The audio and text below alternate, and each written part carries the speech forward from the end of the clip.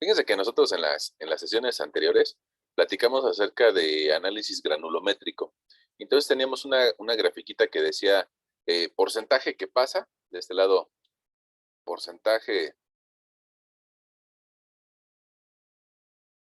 que pasa, y teníamos un montón de mallas por acá. Probablemente teníamos tal vez la malla de 3 pulgadas, la malla de 2 pulgadas, la de 1 pulgada, la del número, la del número 4, la del número 20, la del número 100, incluso hasta la del número 200.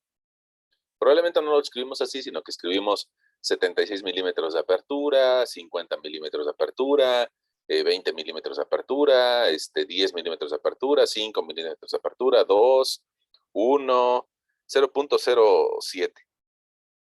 Y nosotros cuando veíamos estos temas de granulometría,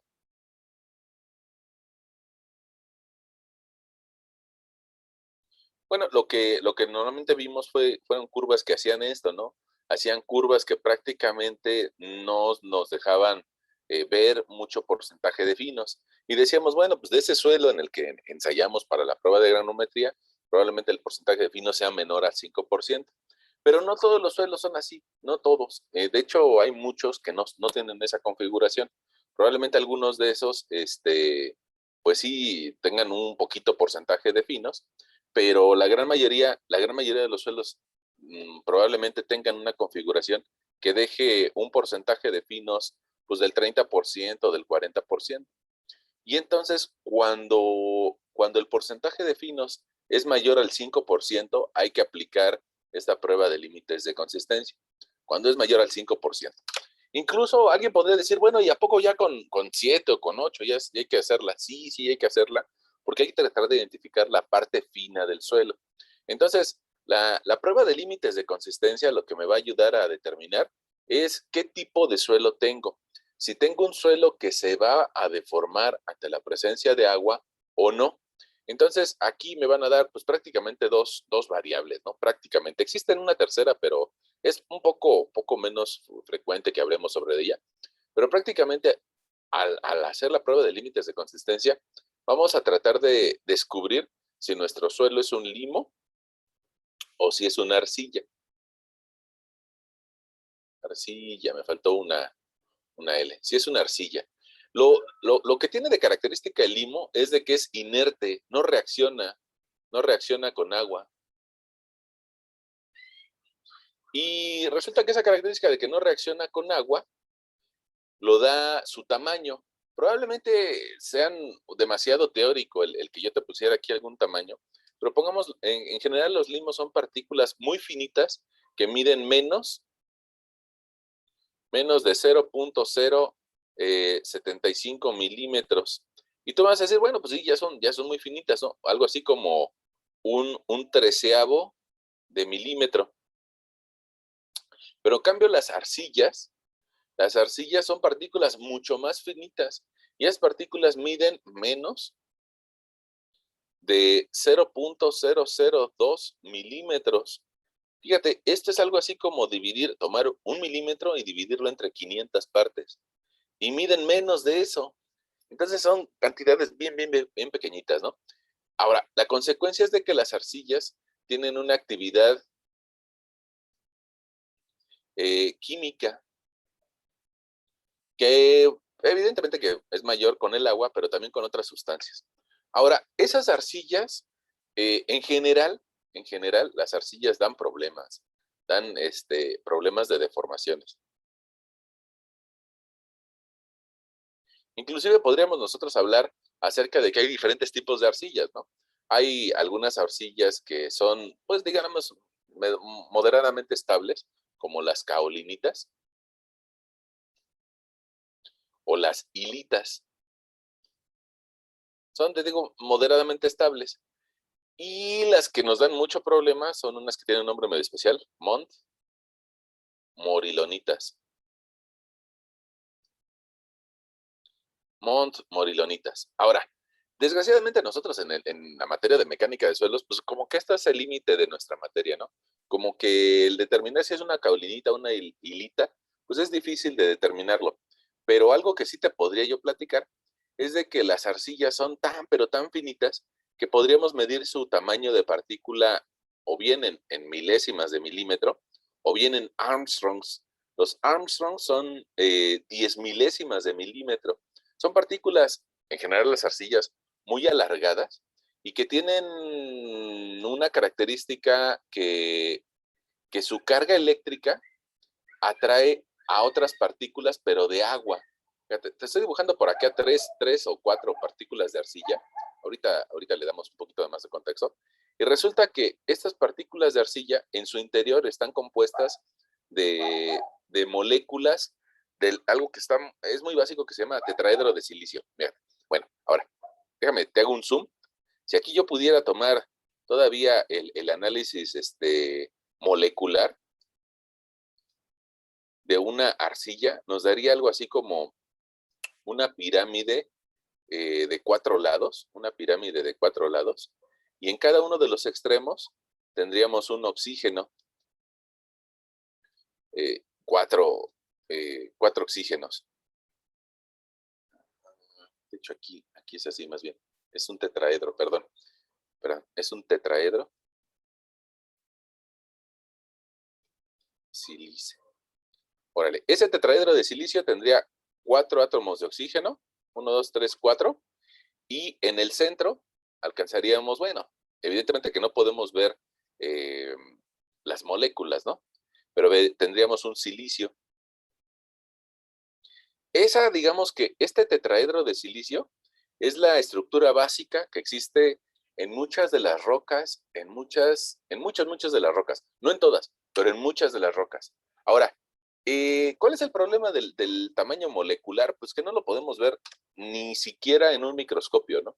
En un microscopio, pues podemos aumentar las cosas del orden de 500 veces, de 1000 veces, pero ni siquiera con un microscopio electrónico podríamos ver la molécula, sino que las moléculas nos las imaginamos a partir de la tabla periódica y de algunas relaciones que podemos entender de nuestra materia de química.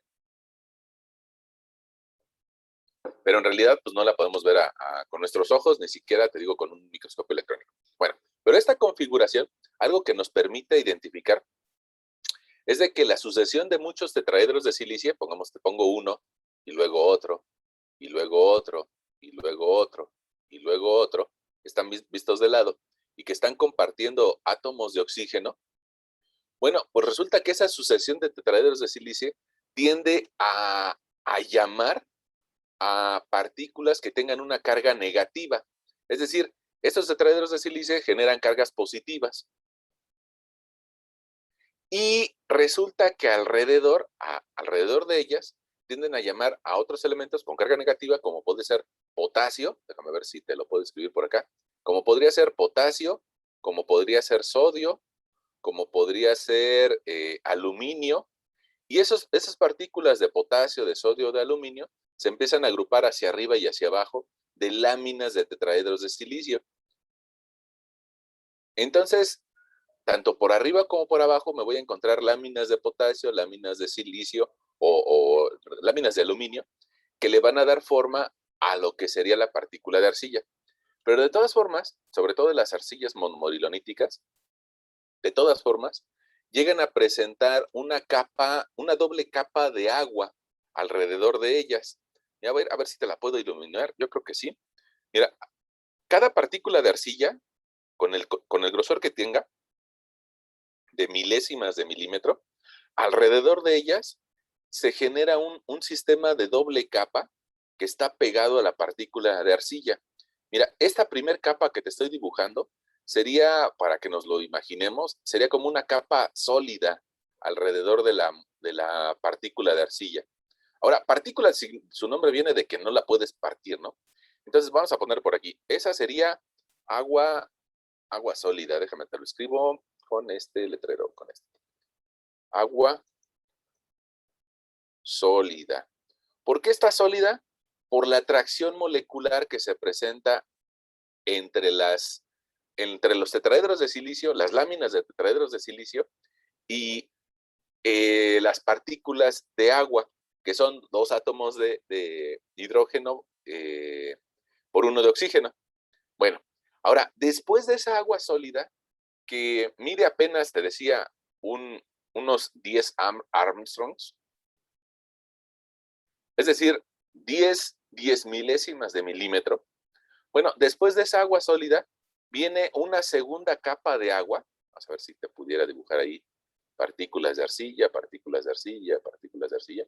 Viene una segunda capa que se llama agua absorbida.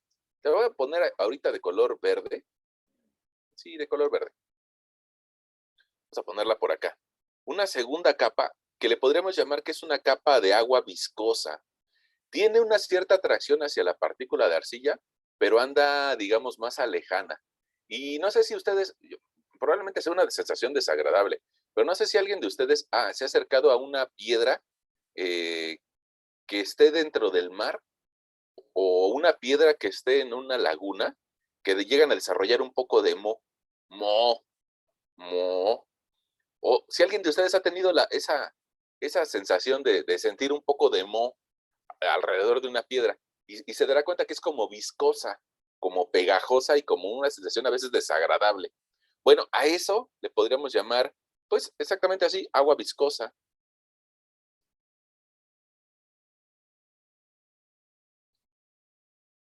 Y está alrededor de la partícula de arcilla. Y ya después, y ya después, nos podríamos encontrar con lo que sería las partículas de agua gravitacional. Mira, el agua gravitacional es esa que nosotros exprimimos al suelo y sale mojando lo que tenga alrededor. Esta última agua, que está envolviendo las partículas de arcilla, le llamaríamos agua gravitacional.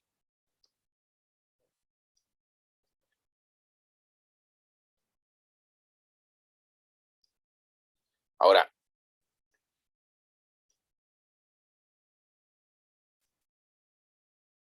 todas son aguas, ¿no? Agua gravitacional, agua sólida, agua viscosa. Ese sistema de aguas, si te das cuenta, hace o impide que las partículas de arcilla se toquen unas con las otras.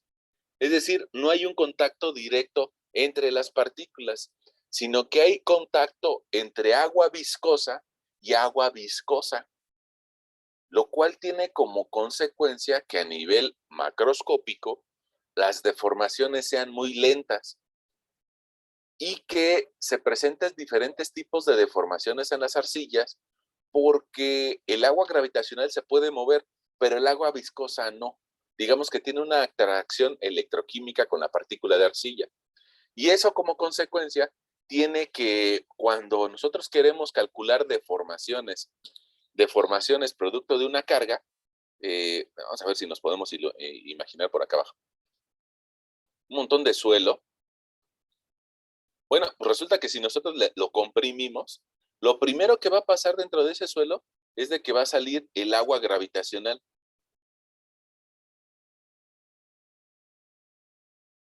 Pero después se va a seguir modificando el suelo, la estructura del suelo poco a poco, a medida de que el agua viscosa o la capa verde que por acá dibujamos, que esa capa verde va a empezar a tener contacto una con la otra, de una partícula con otra.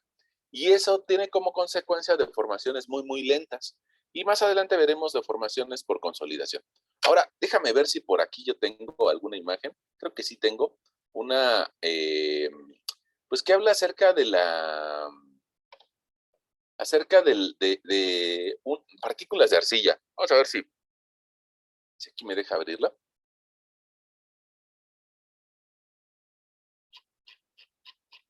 Miren, en el libro del Lambé y en el Braja, vienen estas imágenes. Las imágenes que estás viendo a la izquierda son tomadas del Braja, que es uno de los libros más sencillos para entenderle, ¿no? A la mecánica de suelos. Pongamos aquí, te dice clay particle, eh, es una partícula de arcilla que genera esta carga negativa y que hace que las moléculas de agua alrededor de ella se comporten como unos dipolos. Haz de cuenta que como si fueran pequeñas cargas eléctricas de una pila, ¿no? Al fin y al cabo, las pilas, si las pones al revés, pues no pegan o no te transmiten la energía que tú quieres. Si las pones en su posición correcta, como que hace que la energía fluye a través de la pila y entonces, en este caso, pues tienen una cierta atracción. Bueno, eso si lo viéramos así como que a un nivel supermicroscópico. Si le hacemos un poquito de zoom hacia afuera, nosotros estaríamos viendo una partícula de montmorillonita que te decía mide del orden de unos 10 Armstrongs, 10 Armstrongs, y de repente eso de los Armstrongs, pues nos causa duda, ¿no? ¿Qué es eso? Ah, pues te decía, es una 10 milésima de milímetro. Dicho de otra forma, pues una partícula de arcilla puede andar del orden de una milésima de milímetro. Una milésima o una entre 500 partes de milímetro. Bueno, y la última imagen, que se ve bien fea, se ve como que de un mundo raro, de un mundo de, de criaturas raras. Bueno, pues en realidad mira la escala que tiene, ¿no? Ahí te está diciendo que eh, hay 20, de aquí a aquí, hay 20 micrómetros, o sea, 1 por 10 a la 9 o 20 por 10 a la 9 de metro. O sea, las partículas a nivel microscópico. En la imagen de la derecha, bueno, la de la derecha es tomada del Terzaghi. Yo recuerdo que la había tomado del Lambé, pero no sé por qué ahí dice que es el Terzaghi. Pero bueno, ya sea en el Lambé o en el libro de Terzaghi, podríamos ver esas estructuras que serían, pues te digo, a nivel microscópicas de cómo se comportan las arcillas. Ahora, por qué nos estamos metiendo en estos temas? ¿O por qué quisiera que te imaginaras esa partícula de arcilla con un montón de agua? Mira, inclusive aquí en la imagen del centro, déjame identificar, mira, aquí te dice, la partícula de montmorillonita es la que está de color gris, mientras que alrededor tenemos una capa de agua absorbida, y esa capa de agua absorbida mide del orden de una milésima de milímetro. Y después de esa capa de milésima de milímetro, pues va a existir una segunda capa de agua.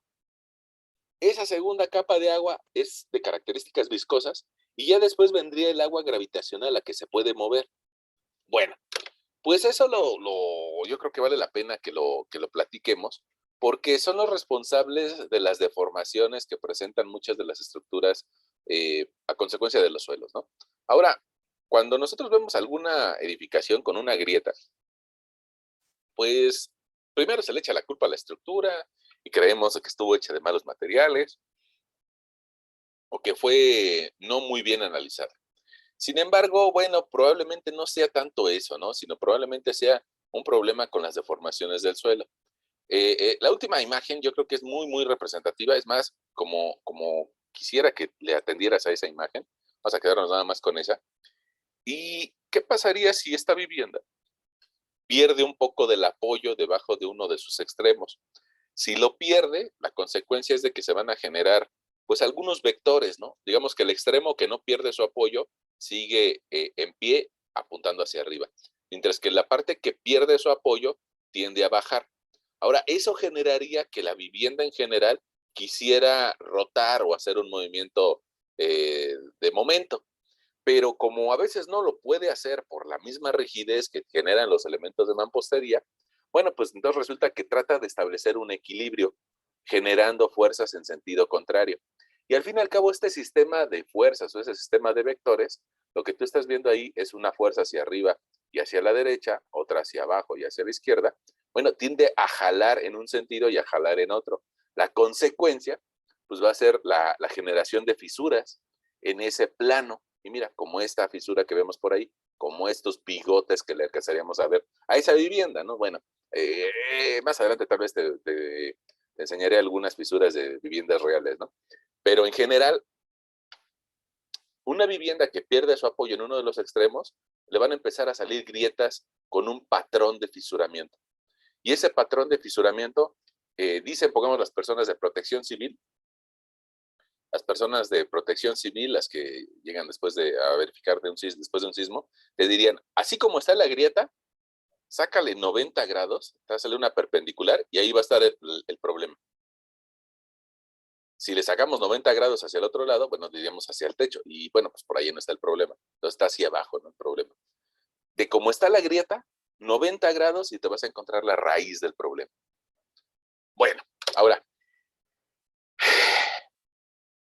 déjame regresar a nuestro script original.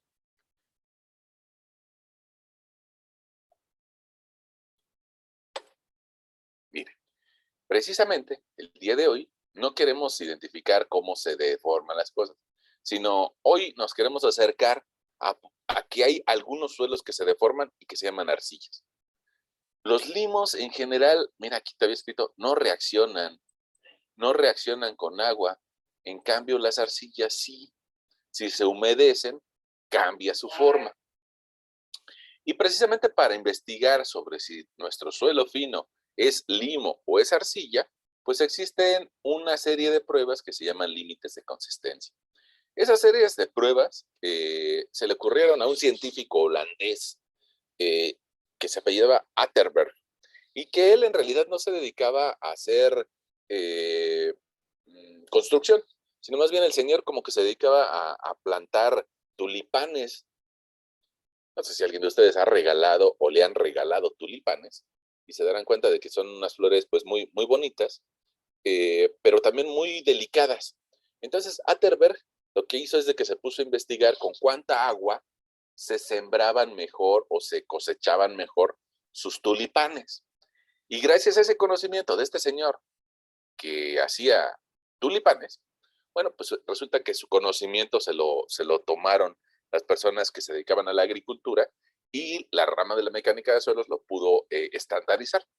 Bueno, fíjense, por ahí lo que yo te comentaba era de que hay algunos materiales finos, o sea, partículas que son más pequeñas de 1 milímetro o de 0.07 de milímetro, que estando de forma sólida tiene un comportamiento, pero si la dejamos al sol, hay algunos tipos de suelos que se vuelven desquebrajizos o que se fisuran y que incluso me llegan a presentar algunas grietas.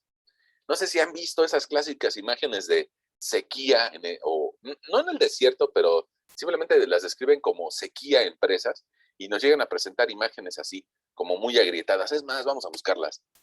Es lo bueno de estar con el internet a la mano, ¿no? Vamos a ver si ahorita podemos abrir alguna imagen de sequía. Así nada más vamos a buscarle, vamos a pedirle a nuestro amigo Google que nos muestre imágenes de sequía. Mira, la clásica imagen característica de que no hay agua. Ahora, miren, esa imagen de que no hay agua nos muestra un suelo agrietado que se contrae contra sí mismo.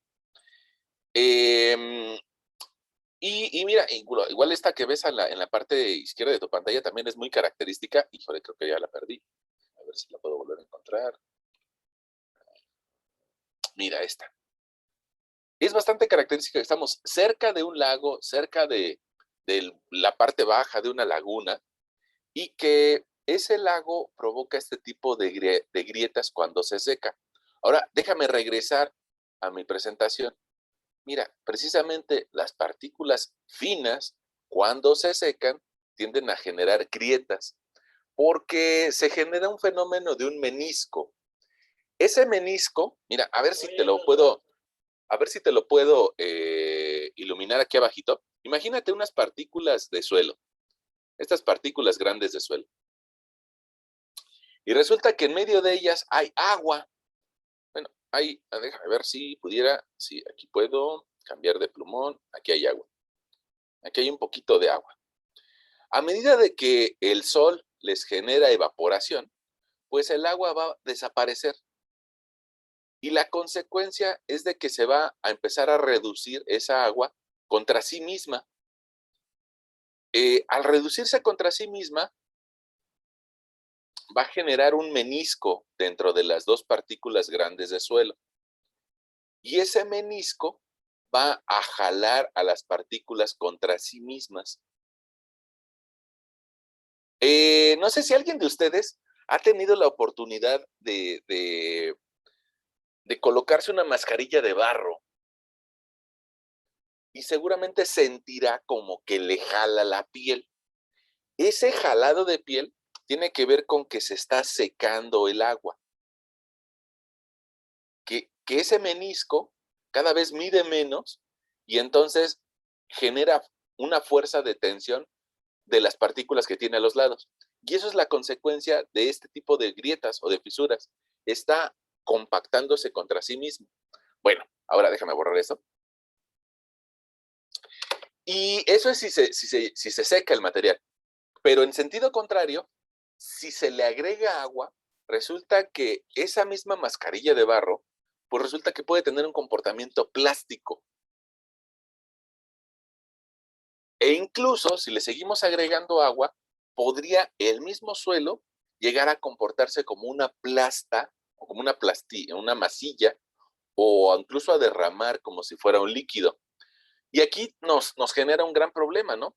Porque resulta que si es el mismo suelo y las condiciones naturales pueden hacer que un cambio en el contenido de humedad haga que se comporte como sólido,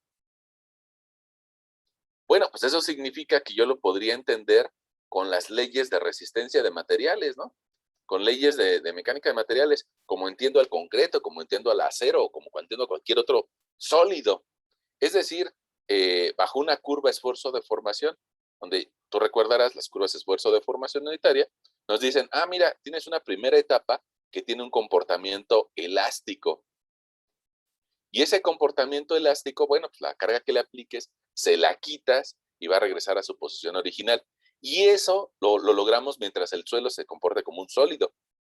Pero cuando le agregamos agua y se empieza a plastificar, resulta que se puede presentar una plastificación, lo mismo que le pasa a una varilla, que se puede comportar como plastilina, y es decir, nosotros podríamos hacer un muñequito de nieve con este tipo de suelo, pero no a consecuencia de un cambio en el incremento de esfuerzo. No, en mecánica de suelos, resulta que un suelo fino puede llegar a plastificarse nada más por aumentar el contenido de agua. Y eso lo vuelve peligroso, ¿no? Porque, caray, todavía cuando tú estás, pues tal vez imaginándote una varilla en la materia de resistencia de materiales, dices, la jalamos por arriba, la jalamos por abajo y empieza a extruirse y llega el momento que se plastifica, bueno, pues entiendes que eso es por un cambio en el estado de esfuerzos, fuerza entre área. Y bueno, en algún momento se va a llegar a romper, pero el que se plastifique producto de aumentarle agua, aquí como que nos llama mucho la atención. Y es algo que se da. Y yo te apuesto que se da, y te aseguro que se da, porque tú ya lo experimentaste. Cuando eras niño, cuando eras niño y tenías tal vez unos 4 o 5 años, tú hacías inclusive hasta pastelitos de tierra. Eh, bueno, tal vez alguien de ustedes no, pero muchas otras personas sí. Incluso le llegan a decir que la tierra es como la plastilina de los pobres, ¿no? Porque yo creo que muchos de nosotros en algún momento tomamos un poco de tierra, le agregamos agua y nos dimos cuenta de que se podía modelar. Hay personas que ya ahora a los 20 años toman un poco de barro, alguien diría barro de Oaxaca, alguien diría barro de Texcoco, bueno, y con ese barro nos generan vasijas y generamos pequeñas ollas o pequeños recipientes o cerámica a partir del barro. Entonces, evidentemente que ustedes tienen recuerdos acerca de eso, ¿no? Nada más que, bueno, tal vez alguien de nosotros si se pone a jugar con un poco de lodo y hace una vasija, lo que le va a hacer falta es meterlo a un horno para llevar un proceso de cocción y que esa vasija se pueda transformar en una taza o en una olla de barro. Inclusive, bueno, pues ya tal vez nuestras abuelitas, nuestras tías, nos van a decir que el cocimiento de la comida en una olla de barro es distinta a cómo se cose la comida en una olla metálica. Bueno, ese es otro tema. Ahora, yo lo que quiero que veas en la imagen del fondo es de que un suelo fino, un suelo cuyas partículas miden menos de 0.07 de milímetro, puede tener diferentes comportamientos atendiendo al contenido de agua que tiene. En algunas ocasiones se puede comportar como un sólido y para eso tendríamos las leyes de resistencia de materiales, pero en algunas otras ocasiones, pongamos hacia la izquierda, se puede comportar como un líquido, y para eso tenemos las leyes de la hidráulica. Y precisamente la mecánica de suelos hace la combinación tanto de leyes de sólidos como de leyes de hidráulica, de fluidos. Ahora, resulta que Atterberg, como quería plantar sus tulipanes, pues él encontró fronteras entre estas etapas. Y esos son los límites que comúnmente se determinan en un laboratorio de mecánica de suelos y tratar de encontrar dónde o con qué contenido de agua el suelo se empieza a plastificar a partir de un comportamiento como sólido, y otro límite es con qué contenido de agua el suelo empieza a comportarse como un líquido y puede fluir. Y el buen Atterberg nos dio un procedimiento tanto para encontrar el contenido de agua, fíjate, precisamente si aquí utiliza una letra W omega, lo que nos está diciendo es el contenido de agua a partir del cual el suelo se va a comportar como un fluido, o el contenido de agua a partir del cual el suelo lo puedo entender con resistencia de materiales tradicional, es decir, con la ley de Hooke y las cosas sencillas de estática, ¿no? O de resistencia de materiales. Y bueno, también existe otro límite que se llama, o lo usamos un poquito menos, que se llama límite de contracción. Ese límite de contracción es cuando deja de tener cambios volumétricos. Bueno, eso es a lo que le llamaríamos límites de consistencia o límites Atterberg. Resulta que esos límites que de forma aislada encontró Atterberg para sembrar sus tulipanes, pues lo podemos dar un uso para clasificar a los suelos. Precisamente nosotros clasificamos a los suelos para tratar de entenderlos. Y resulta que muchos años después llegó Arthur Casagrande y en términos de la Segunda Guerra Mundial nos presentó esta carta. Esa imagen que estás viendo en el fondo nos permite diferenciar a los diferentes tipos de suelos finos. Para eso, Arthur Casagrande nos diría, si tu suelo cae, haces el procedimiento de límite líquido, límite plástico, y si tu suelo cae en la parte de arriba, le vamos a llamar arcilla. Los gringos, los estadounidenses le darían clay. Si tu suelo, al contrario, cae debajo de la línea A, le vamos a llamar limo, que viene de una palabra sueca que es mjo o mjala. Pero bueno, para nosotros la podemos pronunciar más fácilmente como limo. Y tú vas a decir, bueno, ¿y qué significa la línea A, esa que está dividiendo a las arcillas de los limos? Bueno, esa línea, digamos que después de hacer muchos experimentos, encontraron que es una línea que divide el comportamiento de los suelos que están por arriba de ella, son suelos que son muy deformables, las arcillas. En cambio, los suelos que están por debajo de ella son suelos inertes, que no tienen tanta actividad química. Ahora, ¿eso por qué lo hacemos? Porque la gráfica de granulometría, tú recuerdas que la gráfica de granulometría llegaba hasta la malla del número 200.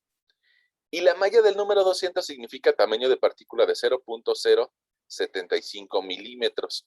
Ahora, yo te dije que las arcillas tenían un tamaño menor. Las arcillas miden algo así como 0.0002 milímetros, o sea, 2 milésimas de milímetro. Entonces, con el análisis granulométrico no le llego a ese valor. Alguien dirá, pues entonces hay que meter más mallas para con el análisis granulométrico llegarle a ese valor de 0.002 milímetros. Bueno, resulta que es una cantidad tan pequeñita que ya no existiría una malla que la podría dividir. Y lo más probable es de que si la pudiéramos construir, tendría muchos errores. No sé si te has dado cuenta de que cuando va bajando el polvo, como que tiende a pegarse incluso hasta en las paredes. Entonces, con más razón, se pegaría en la rejilla que me dividiría las partículas que miden, por decirte algo, 10 milésimas de milímetro de las que miden 8 milésimas de milímetro. Entonces, para esas cantidades tan pequeñitas, ya no existiría una malla adecuada para poder diferenciar arcillas de limos. Entonces, por eso existe este procedimiento que se le ocurrió a Atterberg. Y para eso vamos a necesitar encontrar el índice plástico, que está por acá, el índice plástico. Ese índice plástico, más adelante te lo defino con más calma, pero es la diferencia entre el contenido de agua donde encuentro el límite líquido menos el contenido de agua donde encuentro el límite plástico. Te digo, más adelante lo vas a ver más escrito, más bonito. Pero, al fin y al cabo, ahí te estoy mencionando que vamos a requerir el contenido de agua donde está el límite líquido y el contenido de agua donde está el límite plástico. Es decir, la frontera del comportamiento entre un suelo con cierta cantidad de agua que se comporta como líquido y con cierta cantidad de agua que se comporta como un plástico. Y la otra frontera donde se comporta como sólido y como plástico. En general, yo te podría mencionar que entre más grande sea esta distancia, cada suelo tiene su distancia entre estos dos límites, pero eso le llamamos precisamente índice plástico. Si ese índice plástico es grande, es un suelo que va a dar muchos problemas, porque precisamente se puede plastificar y tiene más rango de espacio en el que se puede plastificar. En cambio, si el índice plástico es pequeño, es un suelo que no da problemas. Bueno, ya está. Ahora, te decía, esa línea A me permite identificar a los materiales que están por arriba de ella, que le vamos a llamar arcillas, y que van a dar problemas, de los limos que están por abajo de la línea y que no me dan tantos problemas. Ahora, hay otra línea que es una línea vertical que me permite identificar a las arcillas que son de baja plasticidad, si están a la izquierda de la línea del 50% del límite líquido, y las arcillas o limos que son de alta plasticidad, que están a la derecha de esa línea del 50% del límite líquido. Es decir, que la carta de plasticidad me divide el suelo en 4 zonas, ¿no? Al fin y al cabo puedo quedar arriba y a la derecha, arriba y a la izquierda, abajo y a la derecha y abajo y a la izquierda. Entonces, de ahí podemos obtener 4 nombres o cuatro calificativos de mi suelo. Puede ser que sea arcilla, puede ser que sea limo, puede ser que sea de baja o puede ser que sea de alta. ¿Eso a dónde me lleva? Bueno, pues aquí yo tendría una zona en donde mi suelo se va a llamar limo de alta plasticidad, otra zona, perdón, a ver, déjame te lo cambio de color para que se vea más. Otra zona donde mi suelo se va a llamar arcilla de alta plasticidad, arcilla de baja plasticidad o limo de baja plasticidad. Y también están los suelos orgánicos. Los suelos orgánicos, yo les había comentado en alguna vez, que en general son suelos que tienen un fuerte contenido de materia orgánica, lo cual, materia orgánica en descomposición, lo cual usualmente da olor. Y también como que sería un poco ocioso ponernos a construir encima de suelos orgánicos, ¿no? Encima del cementerio de pollos o un cementerio de vacas o donde hay basura. Pero bueno, se puede presentar, ¿no? Bueno, ahí están 4 zonas características para clasificar a los suelos finos. Ahora, para poder clasificarlos hay 2 métodos, pues, también característicos. Uno es el determinar el límite líquido por cono de penetración y otro es por percusiones.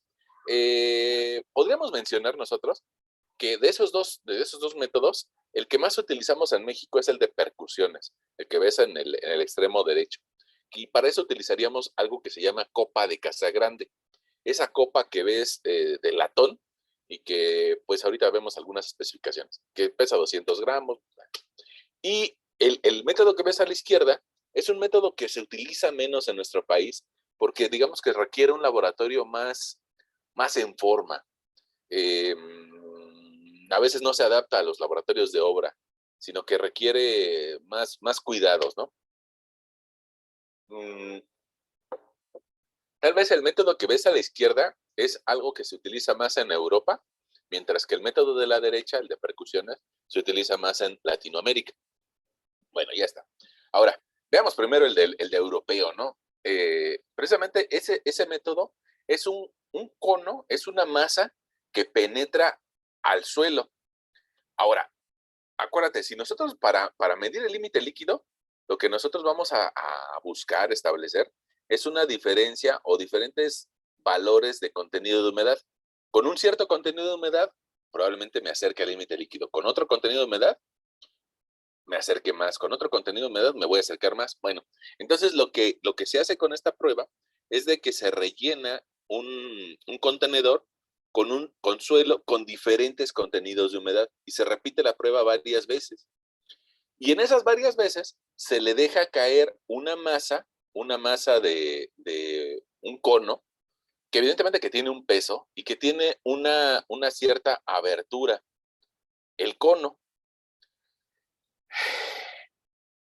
el peso en gramos más la abertura angular del cono le da el nombre al tipo de cono que se utiliza. Existe cono sueco, cono inglés, cono hindú, cono ruso, y cada país ha tenido su propio desarrollo para tratar de establecer el límite líquido. Ahora, en el esquema que ves hacia la derecha de tu pantalla, que es tomado de un libro muy famoso que es de la Comisión de Vialidad del Gobierno del Distrito Federal, pero que ya tiene bastantes añitos, es de 1987, de cuando todavía construíamos metro. Bueno, pues esa imagen representa lo que ves en la fotografía de la izquierda. Al fin y al cabo es un cono que se deja caer por peso propio y que va a lograr penetrar a la muestra de suelos. Ahora, esa penetración, lo que logre bajar dentro de la muestra a consecuencia del peso propio, va a quedar registrado en una carátula. Pongamos en la imagen de la izquierda, lo que alcanza a ver es una serie de mediciones en milímetros. En cambio, en la derecha alcanza a ver pues una carátula que mide centésimas de milímetro. Cada una de estas rayitas es una centésima de milímetro que me mide cuánto se hunde el cono penetrante dentro de la muestra de suelo. Bueno, ahora, como yo te decía, hay diferentes tipos de conos. Dependiendo de la inclinación del ángulo del cono, puede ser que un cono sea más abierto o más cerrado. Pongamos el que es, digamos, más obtuso, sería el cono sueco, mientras que el más angular podría ser el cono inglés. Me parece que pongamos lo que estás viendo en la imagen es un cono inglés. Tengo la impresión de que es un cono inglés. Y entonces cada uno de estos países, ya sean los institutos de investigación en Inglaterra o en Rusia o en Suecia, pues resulta que han llegado a una investigación acerca de cómo hacer la prueba. Y cada uno de ellos te diría cuántos milímetros debe de penetrar ese cono dentro de la muestra de suelo para encontrar el límite líquido. Ahora, fíjate, ¿qué pasa si esta muestra, va muy seca? Si va muy seca con un cierto contenido de humedad, pues probablemente la primera vez que dejemos caer el cono va a penetrar del orden de, tal vez por decirte un número, 3 milímetros. Ahora, si agregamos más agua y volvemos a remezclar la muestra, ahora con un contenido de agua 2, probablemente baje 7 milímetros. Y luego si le agregamos más agua, probablemente ya baje unos 10 milímetros. Bueno, pues estos cambios en la penetración lo podemos graficar. Lo podemos llevar a un espacio gráfico y generar una curva en donde fácilmente podamos encontrar los valores que nos está pidiendo cada una de estas literaturas acerca de cuántos milímetros debe de bajar el cono para encontrar el límite líquido. Bueno, ahora, mira, pongamos lo que estabas viendo, era un cono inglés, que pues siempre hay que tenerlo calibrado, ¿no? Ese cono que estás viendo por ahí es parte del laboratorio de posgrado de la UNAM. Y te diré que en México no hay muchos, ¿no? Pero bueno, sí, por ahí tengo la imagen, por eso te la comparto. Ahora, el método más común que se utiliza en nuestro país y en Latinoamérica en general es el encontrar el límite líquido por el método de penetración, de percusiones, perdón, el de la copa de Casagrande. Ahora, para eso, normalmente lo que hacemos es de que tomamos un poco de suelo fino, del suelo que ya pasó, pues en teoría la malla del 200, pero es aceptable que pase la malla del 40. De hecho, la norma me permite trabajar con suelo que pasa la malla del número 40. Bueno, y lo empezamos a remoldear. ¿Para qué? Para que lo mismo que se hacía con la compactación, que todo el suelo tenga la misma cantidad de agua.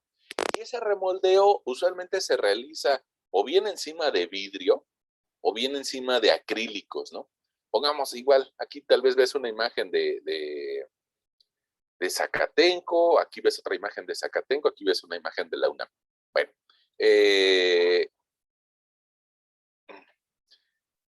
hay que remoldearlo, nada más que en esta ocasión no vamos a usar nuestras manos, sino que se utilizan unas espátulas de abanico. Con esas espátulas y una piseta, llena de agua, se le va agregando poco a poco agua hasta obtener una masilla. Y el objetivo de la prueba del límite líquido es encontrar el límite cuando el suelo deja de comportarse como un plástico y empieza a comportarse como un líquido, es decir, a fluir. Bueno, entonces me atrasé. Sí. Bueno, perdón. Ahí creo que todavía aparece una imagen de cono de penetración. Pero al fin y al cabo, al remezclar el suelo con diferentes contenidos de agua, vamos a rellenar nuestro recipiente con el que se deja caer el cono.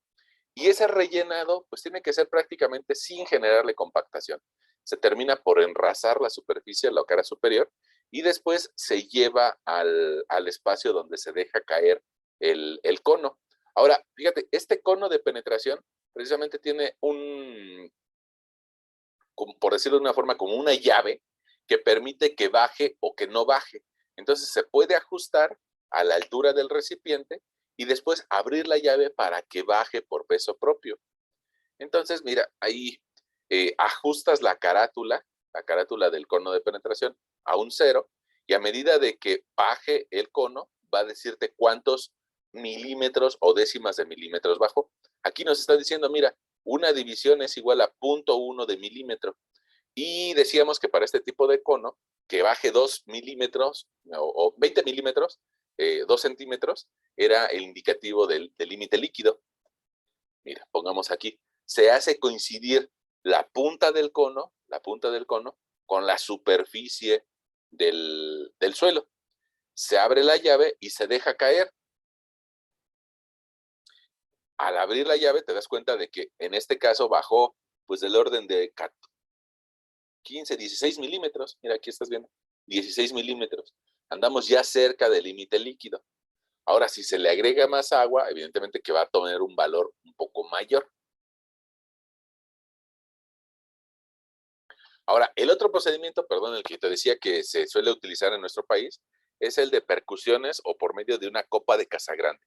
Esa copa que ves ahí en el fondo de la imagen es una copa de casagrande, y resulta que en nuestro país la utilizamos mucho porque es muy fácil de llevar a cualquier sitio, ¿no? Como es fácil de llevar a cualquier sitio, pues se puede traer fácilmente en la obra y se puede en ese sitio verificar los límites de consistencia del suelo con el que se va a estar trabajando, por decirte algo, una compactación o, o el material que está haciendo producto de excavación de algún sitio para ver si se puede utilizar en otro. Entonces, para eso recurriríamos a un laboratorio de obra. Y bueno, pues esta herramienta pues, es muy fácil de manipular en un laboratorio, pues no tan estandarizado como el que requiere el cono de penetración. Bueno, ¿en qué consiste? Consiste en una copa de latón que debe tener una altura de caída del orden de 1 centímetro y una manivela. Esta manivela permite darle de vueltas a una biela interna. La biela, digamos que es, te la dibujo por acá, aquí adentro de color negro la estás alcanzando a ver. Esa biela, digamos que tiene un radio que va cambiando y que se va haciendo grande. ¿Con eso qué se logra? Pues que la copa empiece a subir, a medida de que le vamos dando vuelta a la manivela, hasta que llegue el momento en el que cae por este diferencial de radios. Eso provoca que la caída de la copa siempre sea desde la misma altura, siempre tenga la misma altura de caída. Y con eso, los golpes que reciba la copa de Casagrande siempre van a medir la misma intensidad en fuerza. Ese procedimiento se le ocurrió a Artur Casagrande, y entonces, por medio de la manivela, le puedo dar de golpes a la copa y verificar el número de golpes necesarios para que se cierre una hendidura de suelo dentro de ella. Ahora, pues una práctica común dentro de los laboratorios es tratar de identificar si las copas están cumpliendo la normativa o no. La copa debe de pesar 200 gramos. Aquí la vemos un poquito pasada de peso. Y bueno, probablemente sea a consecuencia de la pieza que se une con la caída, ¿no? Probablemente esta pieza fue una pieza de sustitución y no es la pieza original, y entonces por eso está pesando un poquito de más gramos. Pero todavía creo que está dentro del rango tolerable. Deben de ser 200 gramos de latón. Bueno, ahora aquí alcanzas a ver, pongamos la altura de caída. precisamente el ranurador, en muchas ocasiones, en uno de los extremos, tiene una referencia acerca de la altura de caída. Si midiera mucho la altura de caída, pues entonces provocaría que la ranura se cerrara en menos número de golpes. Por eso tiene que caer siempre desde la misma altura en todos los laboratorios que se instalen en todo el país, de todo el mundo. Y por eso, pues tenemos una referencia acerca de cuánto debe de ser la altura de caída. 1 centímetro, ¿no? Ahora, dentro de la copa de Casagrande, nosotros vamos a colocar suelo remoldeado. Mira, aquí en la parte en la imagen de la derecha, en la parte alta, alcanza a ver un poco de suelo remoldeado y que ya está homogeneizado, es decir, que todo tiene el mismo color y que todo tiene el mismo brillo. Si una de las partes no tiene el mismo color y el mismo brillo, pues entonces hay que tomar nuestra espátula y volverlo a amasar ese suelo hasta que todo sea homogéneo y que todo sea representativa de ese material. Ahora, te decía, le vamos aumentando el contenido de agua y lo único que se hace es de que se coloca dentro de la capa y se le va a generar aquí una ranura. Mira, vamos a ver si en la siguiente imagen se alcanza a ver. Ahí está, un ranurador. Ese ranurador va a generar un hueco en la parte intermedia de la copa y ese hueco es el que vamos a cerrar a golpes. Mira, ahí se alcanza a ver en la imagen de la derecha, esa ranura. Esa ranura en la parte de abajo va a medir 2 milímetros. Y va a tener de alto esa muestra que colocamos de suelo, 8 milímetros. El ranurador precisamente tiene esa forma. El ranurador, ahí te lo estoy tratando de dibujar. Vamos a ver si puedo. Ahí está. Un ranurador. Por acá ya viene la paleta. Ese ranurador precisamente en la base mide 2 milímetros y tiene 8 milímetros de alto, para que la ranura que genere sea estandarizada y que se replique en el laboratorio que se está utilizando, por decirte algo, en Iztapalapa, pero que se pueda hacer la misma prueba para un suelo que se esté ocupando en Cuautitlán Izcalli o que se esté ocupando en Querétaro o en Veracruz, y que siempre sean las mismas condiciones. Mira, si me dejas regresarme algunas láminas, te voy a mostrar, me voy a regresar, mira, aquí ya me regresé de más. Ahí está. Ese ranurador que te acabo de dibujar en otra lámina, ahí lo estás viendo como parte del dispositivo, ¿no? Ahí está nuestro ranurador, te decía, en la punta mide 2 milímetros, se eleva 8 milímetros y después se abre como un abanico. Lo ideal es de que el suelo que yo deposite dentro de la copa tenga 8 milímetros de alto, pero eso requiere bastante paciencia por parte del laboratorista y bastante capacidad de observación.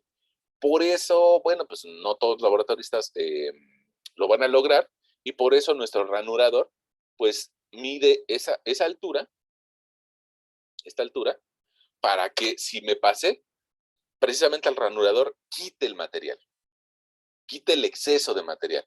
Bueno, ¿por qué? Porque si veo la copa de Casagrande de frente, digamos que lo que yo alcanzaría a ver sería un poco de suelo y después su ranura, la que le vamos a inducir. ¿Y qué pasaría si esta capa de suelo fuera muy alta? Bueno, pues contribuiría que al recibir golpes cerraría más rápido. Entonces, de esta copa de suelo, esa ranura que mide 2 milímetros, vamos a contar el número de impactos necesarios en donde esta copa va a caer y le va a pegar a la base para lograr que la ranura desaparezca y que se vuelva a juntar el suelo. Ahora, eso lo veríamos de lado, y si lo viéramos desde arriba, digamos que desde arriba veríamos una ranura de suelo con 2 milímetros iniciales, y ya que después de darle los golpes, probablemente veríamos que la ranura ya se cerró.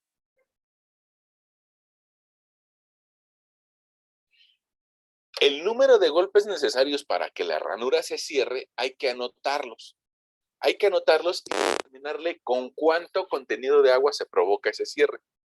Y con eso vamos a generar una gráfica. Bueno,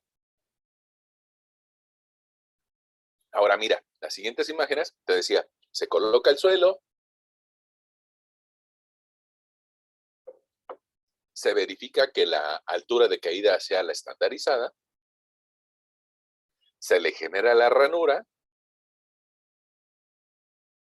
esa ranura tiene que estar estandarizada, para eso en la siguiente imagen, pues tal vez se alcance a ver por ahí cuánto mide en la parte de abajo, cuánto mide de alto, el exceso de material lo va a quitar. Probablemente la imagen de la derecha no sea tan buena con respecto a su colorido, pero mira, te estás viendo cómo queda la ranura después de recibir golpes. En la imagen anterior estaba la ranura recién hecha, ¿no? Por el ranurador, donde las paredes prácticamente están verticales o están totalmente definidas.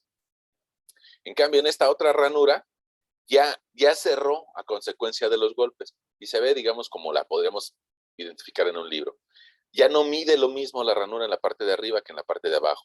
¿Te estás dando cuenta por acá? Mira, que, que aquí ya hay un cierre de la ranura. Y entonces hay que anotar el número de golpes necesarios para que esa ranura se cierre. Y tendríamos dos variables, ¿no? Golpes y el otro, número de golpes, perdón. Aquí no puedo darle borrar. Número de golpes y también este suelo que cerró con ese número de golpes tiene un cierto contenido de humedad. Para determinar el contenido de humedad, resulta que puedo tomar un poco de la muestra de aquí, un poquito de esta muestra, y la meto dentro de un horno, dentro de una cápsula, y me espero 24 horas, a 100 grados centígrados, mi horno, para lograr que el agua gravitacional que tenga se evapore. El agua sólida no se va a evaporar, esa va a quedarse ahí, pero el agua gravitacional sí se va a evaporar. Y entonces, yo repito mi experimento varias veces. Ahora, hay que ser un poquito cuidadosos, ¿no? Porque hay que darle 2 golpes por segundo. ¿Eso qué significa? Pues tal vez un ritmo así como que...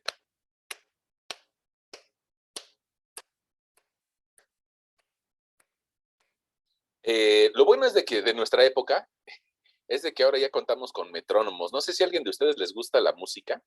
Esperemos que sí, muchos de ustedes tengan dotes artísticos. Y bueno, probablemente si a ustedes les gusta tocar guitarra o les gusta tocar violín o piano o algún instrumento, sabrán que hay metrónomos digitales.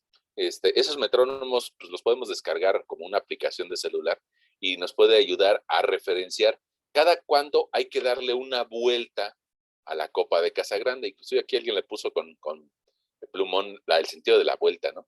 Para que siempre tengamos 2 golpes por segundo. Con ese golpeo vamos a lograr un golpeteo estandarizado. Ahora, como te darás cuenta, pues interviene mucho el factor humano, ¿no? El factor humano que te dice si esta muestra estuvo bien moldeada o no, si estuvo bien mezclada con agua o no, si tuvo la altura que decíamos de 8 milímetros de alto, si el muñequeo en el ranurado fue correcto, y aparte si lo estamos golpeando a tiempo. Como te darás cuenta, hay muchos factores humanos que intervienen y que me podrían modificar el resultado de la prueba. Es más, incluso no te hablé, pero estos tornillos, ese tornillo que se ve en la parte de arriba o este tornillo que se ve en la parte de atrás, resulta que pueden variar la altura de caída. Precisamente están esos tornillos para que si se modifica la altura de caída, yo los pueda apretar o aflojar un poco para que la altura de caída siempre sea la misma. Y que pueda incluso desmontar la copa y cambiarle el peso y, bueno, tratar de ajustar el equipo para que trabaje de la forma más óptima posible. Pero te darás cuenta de que vienen muchos efectos, ¿no? El mezclado, la altura del suelo, el ranurado, la altura de caída, el tiempo de golpeo entre una caída y otra. Entonces, todos estos son factores humanos. Y esos factores humanos es precisamente lo que no les gusta a los europeos, ¿no? Por eso los europeos se van al método que utiliza un cono de penetración, donde hay menos factores humanos que le meten la mano o que alteran al resultado de la prueba. Pues ya ven que la forma de ver de los latinoamericanos y de los europeos es un poco distinta, ¿no? En Latinoamérica nos gusta la salsa y los europeos son un poco más secos. Entonces, bueno, pues tenemos formas diferentes de ser. Bueno, ahí está. Ahora, evidentemente que debe de existir alguien que nos norme el procedimiento. Y como en algunas otras ocasiones, yo te hablaría del Instituto Mexicano del Transporte. Ya ves que es un dependiente de la Secretaría de Comunicaciones y Transportes, y en su página podríamos encontrar esa norma, que ahí te la escribo como la SCT-1 M-MMP-1-07-03, que es una norma de la Secretaría de Comunicaciones y del Instituto Mexicano de Transporte, que me dice qué dimensiones debe de tener la copa de Casagrande en nuestro país si lo queremos aplicar para un proyecto, ¿no? Y que nos dice cuánto debe de medir la altura de caída y las dimensiones de cada parte de la copa. Y también en esa misma norma voy a encontrar cuántos golpes le debo de dar por segundo. Ya quedamos que son 2 golpes por segundo, pero por si alguno de ustedes en algún momento dice, híjole, ya se me olvidó. Ah, bueno, pues ahí lo podríamos consultar. Y el centímetro de caída, mira, aquí lo alcanza a ver, 1 centímetro de altura de caída, el radio de la copa, un ranurador estandarizado, nada más que ese ranurador, pues así como que en 2 colores, como que le hizo falta calidad, ¿no? Probablemente mi profesor de dibujo diría, le hizo falta calidad para que nos lo imagináramos de una mejor forma, ese ranurador. Vamos a ver si aquí se la podemos agregar. Mira, ahí quedaría nuestro ranurador y sería toda esta pieza. No, no se la podemos agregar. Bueno, ahora, eso es con respecto al límite líquido. ¿Qué significa eso? ¿Qué significa eso de lo que hemos platicado del límite líquido? Vamos a ver, déjame regresarme a unas diapositivas, porque de repente como que dice uno, ya no lo entendí. ¿De qué estamos hablando? De esto. Estamos hablando de esto, de que el mismo suelo, si se seca, se va a comportar como sólido, y se humedece, se va a comportar como líquido. Entonces, el método de cono de penetración o el método de copa de Casagrande me ayuda a determinar el límite líquido. O sea, cuando deja de comportarse como un plástico y empieza a comportarse como un fluido. Y ahora vamos a platicar del otro límite, de la otra frontera. Precisamente la palabra límite significa frontera, ¿no? Ya llegó a su límite. Bueno, ya. A partir de aquí hay unas nuevas condiciones. Entonces, eso que dice límite plástico significa con qué contenido de humedad el suelo deja de comportarse como un plástico y se comporta como un sólido. Bueno, pues vamos a verlo. Vamos a verlo. Bueno. Eso estaría por aquí. Bueno, para hacer el límite plástico, pues precisamente vamos a utilizar la capacidad plástica del suelo. Y entonces tal vez la forma de determinarlo nos diría, primero tomas 2 centímetros cúbicos. Eso pues, ya requiere un poquito de nuestra imaginación, ¿no? ¿Qué son 2 centímetros cúbicos? Pues probablemente una canica grande, ¿no? Una de las que le decían de niños, una de las chonchas. O una goma pequeña, 2 centímetros cúbicos. Ok. Y ahora, esos 2 centímetros cúbicos hay que empezar a amasarlos de forma de que generemos como algo parecido a un lápiz o una pluma o un cigarrillo, ¿no?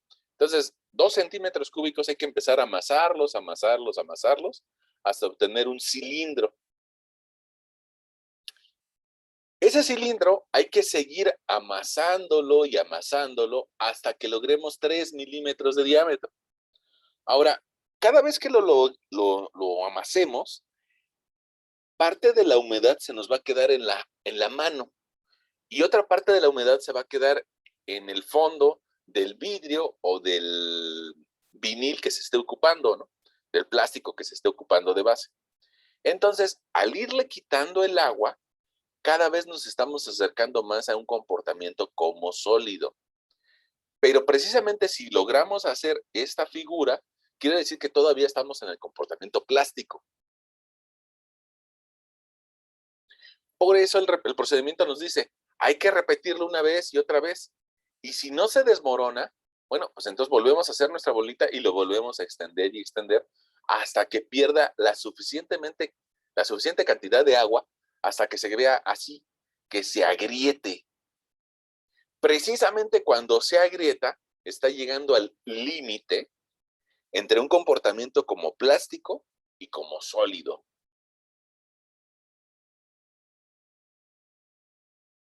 Pero si resulta que lo remoldeé y todavía no se agrieta, pues entonces vuelvo a hacer mi bolita y lo vuelvo a hacer cilindro. y lo vuelvo a hacer bolita y lo vuelvo a hacer cilindro. Y así muchas veces, hasta que el suelo, por sí solo, no que yo le genere las fisuras, sino que por sí solo se empiece a agrietar. Esta imagen que ves de color blanco es tomada de un manual que el doctor Mayoral le hizo a la Comisión Federal de Electricidad y que yo creo que es bastante descriptiva del procedimiento, ¿no?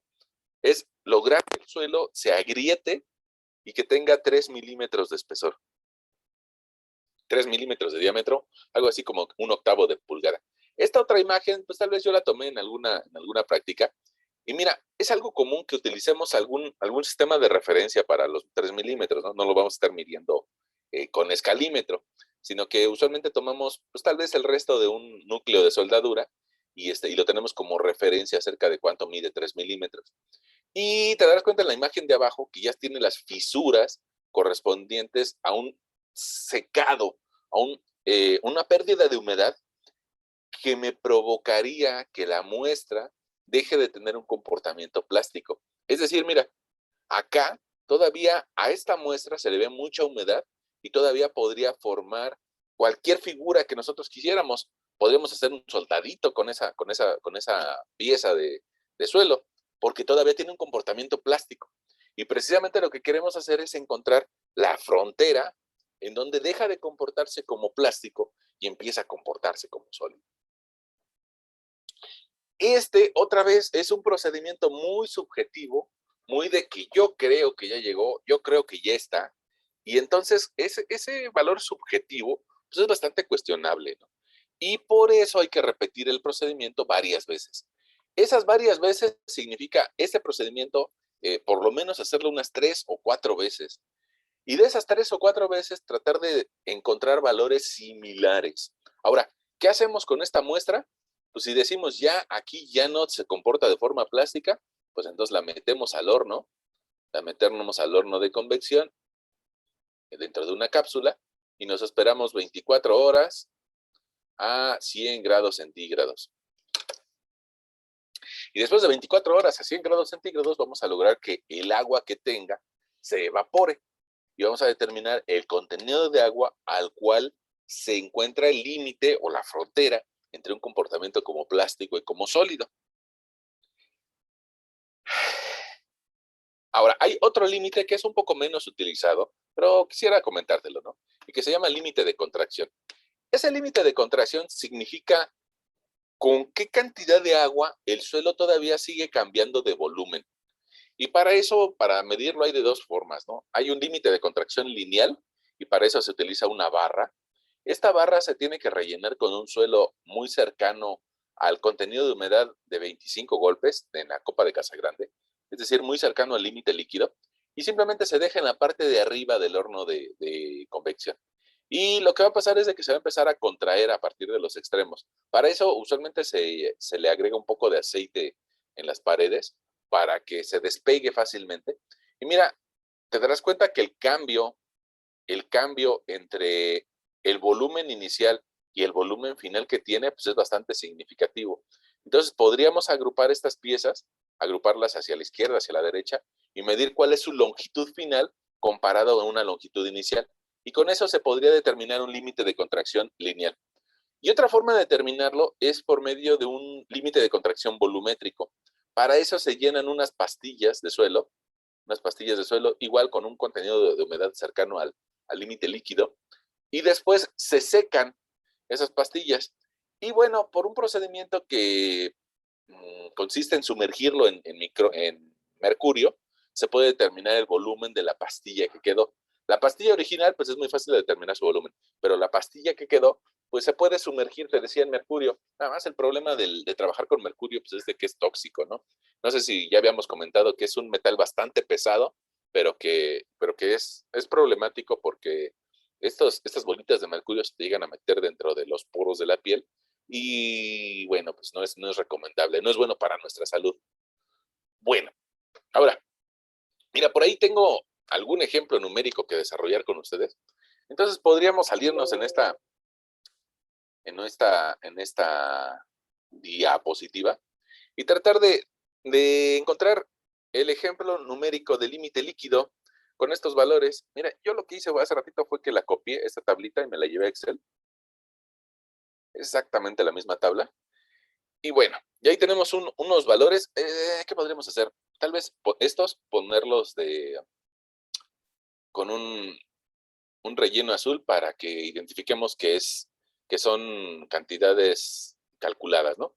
Bueno, fíjate, si yo tengo por aquí el peso de la cápsula con suelo húmedo y el peso de la cápsula con suelo seco de diferentes pruebas o de diferentes pruebas del mismo suelo en el que se fue agregando agua para obtener un número diferente de golpes en la copa de Casa Grande, bueno, pues podría sacar la diferencia entre el peso del agua de la cápsula con suelo húmedo menos el peso de la cápsula con suelo seco y me daría el agua que se va, el agua que se evapora.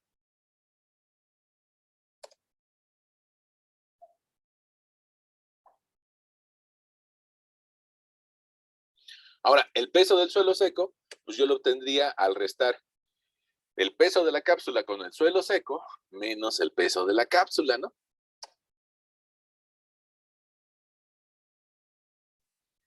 Y la división que me permite encontrar el contenido de agua sería el peso del agua entre el peso de los sólidos, y como es un resultado porcentual, pues hay que multiplicarlo por 100. Ahí tengo mi contenido de agua para cada una de las etapas que se realizó esa prueba. Vamos a quitarle los decimales porque ahí no nos están espantando esos decimales. Y bueno, ahí tenemos diferentes contenidos de agua contra diferentes números de golpes. El procedimiento que nos diría Casa Grande sería grafícalo. Grafica de forma tal que en el eje de las X está en el número de golpes. Entonces, en el eje de las Y va a estar el contenido de agua. Aquí le digo, oye, señor Excel, quiero hacer una gráfica. En el eje de las Y quiero el contenido de humedad, mientras que en el eje de las X quiero el número de golpes. Para eso, ya tengo aquí las alturas de contenido de humedad, pero lo que me hace falta es referenciarlo al número de golpes. Le voy a decir, quiero modificar y que los valores de las X son de estos. Ahora tiene una forma bastante rara, ¿no? Entonces, el procedimiento es que el eje de las X vaya en formato logarítmico. Precisamente nosotros cuando veíamos granulometría nos dimos cuenta que el procedimiento logarítmico nos permite graficar cantidades muy grandes y muy pequeñitas. Ahora, esta escala no me conviene que venga desde 1 porque no tengo ningún golpe de 1, pero le podría decir que empiece en 10. Desde 10 hasta 100, y le puedo decir que agregue líneas de división secundarias. Vamos a ver, ahí me parece que apenas si se alcanzan a ver, le voy a cambiar de color para que se vean un poco más. Ahí están. Ahí creo que ya se ven un poquito más. Y los extremos también nos hace falta que se vean.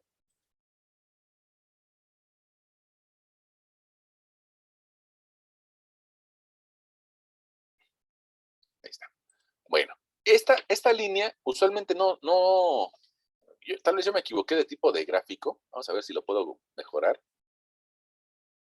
Diseño de gráfico.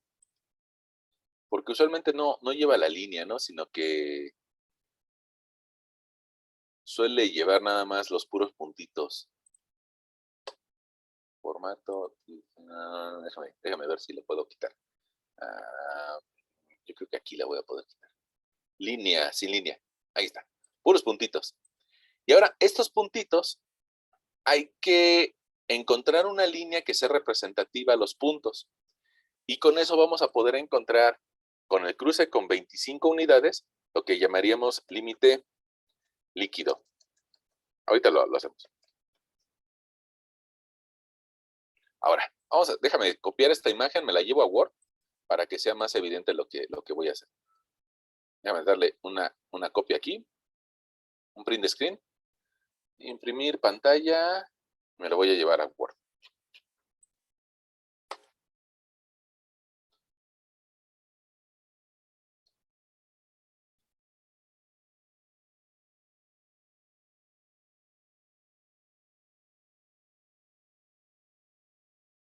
Bueno, ahí está mi pantalla en Word. Y tú recordarás de que al estar en escala logarítmica, pues entonces aquí está mi valor de 20 unidades. 20 unidades, aquí andará el de 30, el de 40 y el de 50. Bueno, el límite líquido va a estar establecido para 25 golpes, así como que por definición. Entonces, primero tengo que encontrar una línea que sea representativa de estos 4 puntos. Y esa, pues puede ser que tomemos nuestra regla, o puede ser que, pues a ojo, dibujemos una línea que sea representativa de los 4 puntos, que sea una línea que sea como el promedio gráfico de esos 4 puntos. No significa que pasa por los puntos, sino que es representativa. Y a esa línea se le llama curva de fluidez.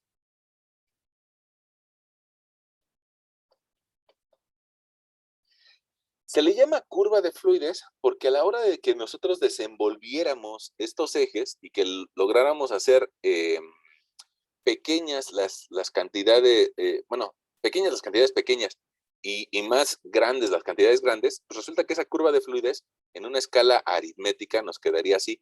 Es decir, si fuera 1 en X contra 1 en Y, que fuera aritmética. Pero resulta que no, que es una escala logarítmica.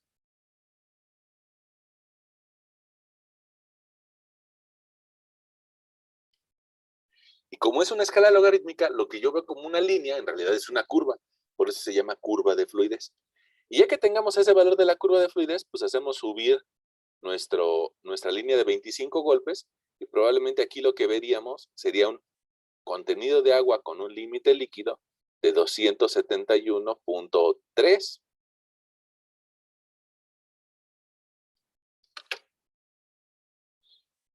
Y no sé si aquí en nuestra presentación todavía tengamos valores de límite plástico. Vamos a ver si tenemos.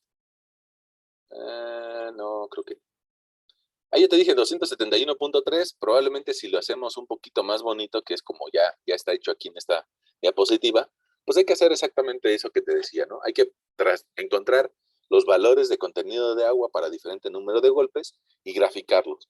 Ahí están nuestros puntos del material cohesivo y en la parte de abajo estás viendo 25 golpes. Hay que trazar una línea que sea representativa de esos puntos y no necesariamente que pase por todos, sino que sea representativa. Donde coincida con 25 golpes, ahí vamos a encontrar nuestro límite líquido. Ya ves que yo ahorita lo hice, digamos, con Excel o a mano, con líneas, y resulta que estoy llegando a un valor de 271.3. Aquí llegamos a un 271.14, es prácticamente lo mismo, ¿no? Bueno, y eso es con respecto al límite líquido. Es la frontera cuando un suelo deja de comportarse como plástico y empieza a comportarse como fluido. Pero el otro de los valores que nosotros comentamos es el límite plástico. Y resulta que hay que hacer una operación muy similar, determinar su contenido de agua, pero de cilindros que se desmoronan cuando tienen 3 milímetros de espesor. En esta ocasión, aquí te presento 3 datos, y mira, de esos 3 datos hay como que 2 que se parecen, ¿no? Un contenido de humedad de 118, de 114, y hay uno que no se parece, que es de 89. Hay uno como que no habla el mismo idioma, como que no se parece en nada. Y entonces, ese que no se parece, pues, lo podemos eliminar y simplemente determinar un promedio con los 2 que nos quedan. Entre un 118 y un 114, pues el promedio va a ser 116, tal vez 116.2, 116.3. Bueno, ese valor nos daría el límite plástico. Y me parece que ahí está representado. 116.31. Con esos 2 valores, si nosotros los restamos, podríamos encontrar el índice plástico. ¿Qué significa eso? No sé si tú recuerdas nuestras primeras imágenes, que decíamos, en un valor vamos a encontrar el contenido de agua que corresponde al límite líquido. En otro va a ser el contenido de agua que está al límite plástico. La diferencia entre estos dos nos va a dar el rango de plasticidad o el índice plástico. ¿Qué significa el índice plástico? ¿Qué tan grande es la diferencia de contenido de humedad en la que podríamos tener un comportamiento como plástico? Entre más grande sea, más problemas voy a tener en el suelo. Pero no es una medida que podamos medir de forma directa. carta, sino que hay que meternos a lo que se llamaría carta de plasticidad, con ese valor de 154. Bueno, pues nos metemos a la carta de plasticidad, ya sea que la encontremos en el Braja o que la encontremos dentro de las normas, pero cualquiera de los dos casos nos llevaría a esa carta. Es muy parecida en ambos casos. Nada más la diferencia es de que mira, aquí hay una zona rara. Esa zona rara, digamos que de forma internacional en el Braja, nos dirían, esa zona rara va de 4 hasta 7, de 4 hasta 7 y tiene un comportamiento mixto entre arcilla y limo. Y en cambio las normas mexicanas nos dicen, esa zona rara, considérala por debajo de 6. Y olvidemos del comportamiento mixto, simplemente vamos a llamar limo de baja plasticidad. Bueno, al fin y al cabo, ya sea con un procedimiento o con el otro, habría que introducir este valor de índice plástico de 154. Este 154 no aparece en esta tablita. No, perdón, tendría que buscar el 271, del límite líquido. Mira, aquí dice límite líquido, ahí en ese eje tengo que buscar 271. Y no aparece, pero lo bueno es que nosotros sabemos la ecuación. De esta ecuación, nosotros podríamos dibujar nuestra carta de plasticidad mucho más grande, porque tenemos la ecuación, que es 0.73 del límite líquido de menos 20. Bueno, con esa carta más grande que podemos dibujar, porque esta ecuación es IP igual a 0.73 del límite líquido menos 20, pues resulta que la puedo extender lo que yo quiera, inclusive para suelos como los de la Ciudad de México, que tienen 200 o 300% de contenido de humedad. Y ahí lo que estás viendo sería nuestro punto analizado para el suelo que te presenté como ejemplo numérico. Ahora, si cae por debajo de la línea A o por debajo de la recta, pues significa que tengo un limo, porque está por abajo. Y si está a la derecha de la línea del 50%, pues voy a tener un limo de alta plasticidad. Ahí está la explicación. La recta tiene una ecuación, el punto está por debajo, por lo que es un limo de alta plasticidad. Eso significa que va a ser un suelo medianamente deformable, ¿no? Si hubiéramos caído en esta zona, por arriba de la línea A, sería un suelo pero muy deformable. Y pues ya está. Bueno, ¿hacia dónde va orientado este tema de encontrar el límite líquido y el límite plástico? Va orientado hacia dos cosas. Una, identificar el rango de plasticidad, si me va a provocar deformaciones o no. Y la otra, clasificar. Entre más grande sea la diferencia entre el límite líquido y el límite plástico, más problemas me va a dar ese suelo. Y por último, te recuerdo que eso se le aplica nada más a suelos finos. Suelos que pasan la malla del número 200, alguien le llamaría lodo.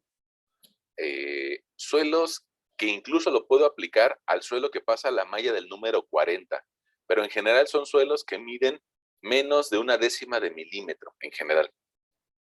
Ese par de pruebas se le aplica a suelos finos.